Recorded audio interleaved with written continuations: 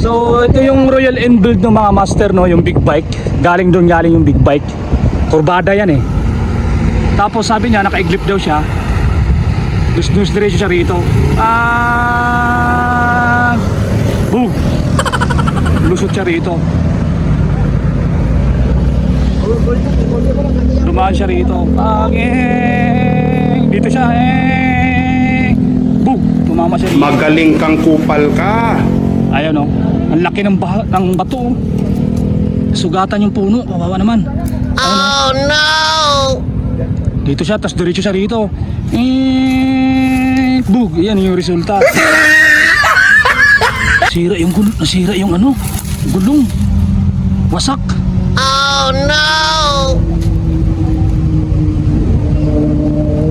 So nirescue naman siya, okay naman, sugat lang talaga sa ano. Buti na bangga pa ka dito sa puno. Oo. Hindi na mapansin yan.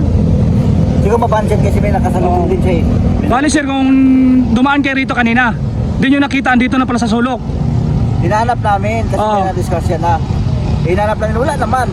Nakaabot na kami sa 45 kaya bumalik kami. May kumaway. Dito sa loob. Nakatago pala dito sa ano, portal. Ayun oh. Oh. Sabi ni sir, kung hindi raw siya sumabit sa mga bato or kahoy, andun sa unahan, malalim yun. Pwede siya mahulog ng mga ilang feet yan sir. Lalim yan. Doon, kung maalala mo doon sa baba, may Oh, palayan na yan, di ba sir? patuhan. Batuan.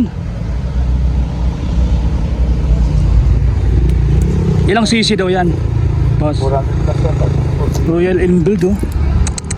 So yung mga payo ko lang sa mga kapatid nating riders ng mga master, no, pag umakyat ka ng Marilaki, kunting ingat, tapos dapat kondisyon yung katawan nyo. Kasi ang sabit ng may-ari ng motor, naka-iglip daw siya. Napasalamat lang natin, hindi siya tumama dun sa mga barrier na ayun maharang. Dito siya sa damuhan, ang masaklap lang, tumama siya dito sa bato, kaya yung gulong niya nadurog. Putol na to. Putol yung tipos. Oh, tingnan mo dyan oh. Sa kabila oh. Tagas oh. Diba? Oo. Ito, laki-laki niya na. Oo. Pasalamat lang natin talaga na safety lang yung rider. Sugat lang sa tuhod. Yun lang na pinaka the best doon. Motor pwede natin magpapalit, pwede palitan yan eh, kahit gaano pa kamahal yan eh. Importante lang talaga yung rider buhay naman. Sugat sa tuhod lang naman. Hiniram niya lang daw yan. Yung sabi nga lang, hiniram lang. Yun ang masakit lang. Yun ang masakit gar. Sugat din yung puno, tuklap yung bato, laki ng bato.